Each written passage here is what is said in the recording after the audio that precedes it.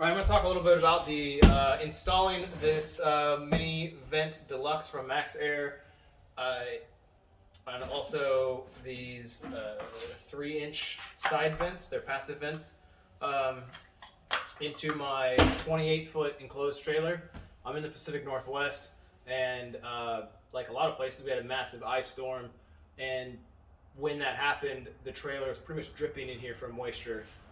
So I want to get some better airflow through it, and to do that, I'm going to use the trailer. I already have a 100-watt solar panel. I'm going to be expanding it eventually, but that should be enough to run this little 12-volt fan. It only runs 200 CFM, which is good. In my case, I want less CFM. I just want to have airflow. So going to get that installed and have it run off of solar and just run till the battery gets low, and then eventually when things get sunny again, it'll turn back on and run. So going through, open this up and checking it out. So the MaxxAir's got some instructions, got some screws for installing it. One of the key reasons I chose this is because it's one of the cheaper options that already has the included hood.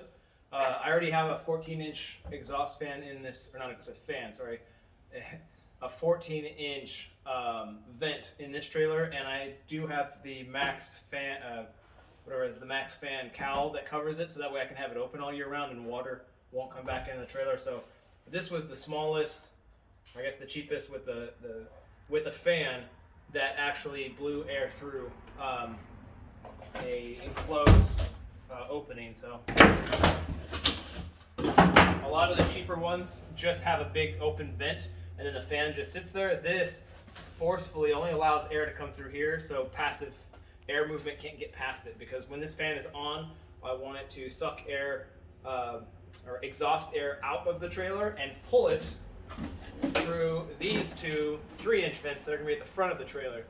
So that way, when this is running, the air has to go across the entire trailer and kind of circulate the air through and try to get the moisture out of the air.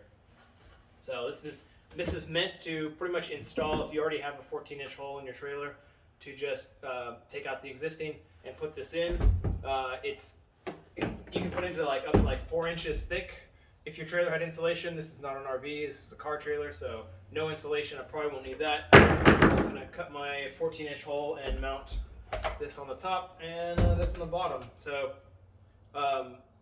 it looks pretty good. It's got a nice little switch to turn the various functions on. You can either have the light only, or the fan only, or both. So because I'm going to wire this up to just run, I'm probably just going to have it on fan only and just leave it on there all the time. Oh, and there's a little iris to close it down if you want. That's pretty neat. This was purchased on an e-trailer. I purchased some stuff from them before, and I've always had a good experience. Their shipment was super fast, and let's see how well this goes. Time to get ready to cut a hole in this thing. My favorite. So I'm going to be putting the fan here in the back. I know it's kind of weird to put it this far back, but this is just for air circulation, and I want to have as much room unobstructed for solar panels as I can, because I plan on just covering this in solar panels. So I built this little frame.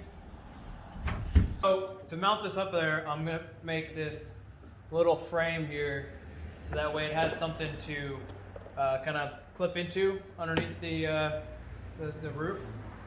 So I've already cut everything. I'm just going to glue and screw this thing together, and go from there.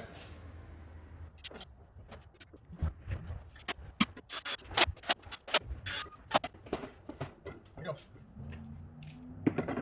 So that way the fan, this slides into about there, and then when I cut the hole, the fan will mount right into that 14 by 14 opening. So I'm going to mount this and prep for cutting the hole. Alright, now that I've got the frame mounted, I think the easiest way to do it is I'm gonna drill all 4 corners, go to the top, trace it out, and then cut it out. We'll see how well how that works.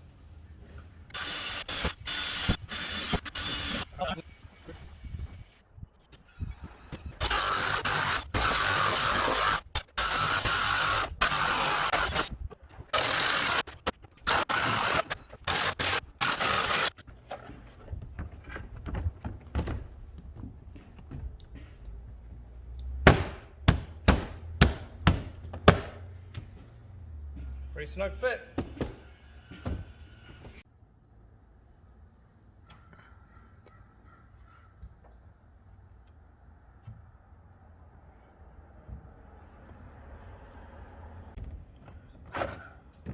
I took the top of the frame off.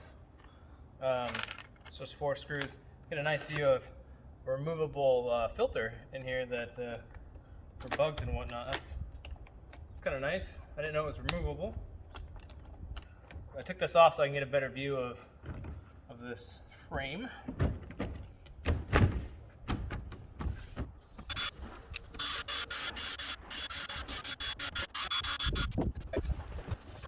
Okay, so the instructions say you're supposed to use butyl tape, or to use butyl tape. I don't have any butyl tape, and I didn't want to order any just for this. So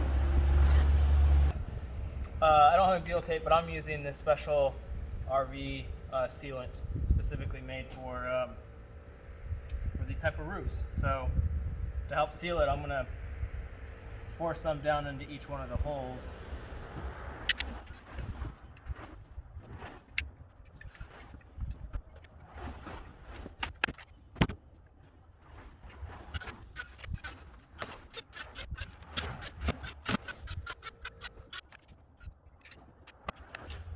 Okay, I'm going to get my wires ran from the front of the trailer. The yellow is going to be for the light, and the red is going to be for the fan. Now, when you buy this, it's wired such that the control switch, you can either have light, fan, or light and fan together, but I want the fan to be on all the time with one circuit, and I want the light to come on with the rest of the lights in the trailer. So I just took the light circuit off of the switch and left it off by itself. The neutrals are tied together. And I'm using these, let's see if it'll focus. And I'll put a link to them in the description. These things are awesome. You don't crimp, you just put the wire in there and heat it up. There's a little bit of solder, it melts onto the wire and puts it all together with heat shrink. And of course it's not gonna focus, but anyway, that's what I'm going on doing. So I'm gonna get this wired up and keep going.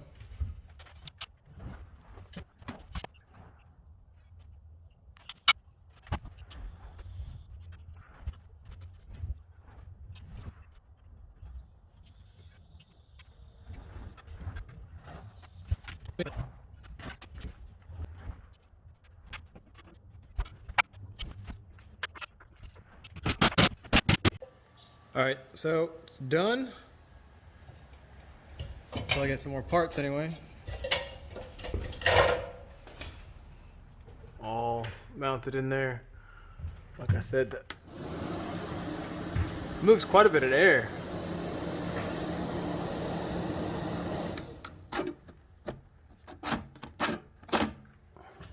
So I still got to do a better job of putting the wires up there. Got to find some clips to hold that in. And all runs to the front of the trailer. Down there where it runs into the battery. It's just temporarily wired in. I want to get a low voltage cutoff for it. But I have a switch here for the lights in the trailer. So now when I turn on my lights in the trailer, that backlight comes on as well. It's not that bright, but I'm sure if this was in a traditional RV, that'd be plenty bright. But you know, this is a big open trailer. Maybe on a future video, I'll go over this. These LED strips that I used to have in here worked great for 4 years. Then after this ice storm, they just completely stopped. I had to repair this one once because the connector got messed up. But after this ice storm, they all really got messed up. So, gotta fix that. Anyway, now I'm gonna drill the holes, for the little side vents so the air can come through the side vents.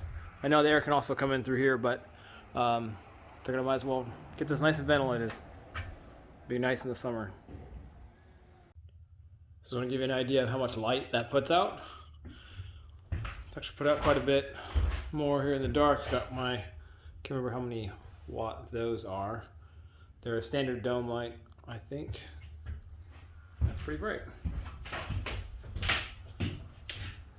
Considering it's black in here without it. So I've decided to split this into 2 videos. So the next video is going to be all about installing the 2 static vents at the front. So check back if you want to see that. Maybe check out some of the other videos if you feel like it, or even subscribe, whatever. Thanks for checking out O's for Off-Road.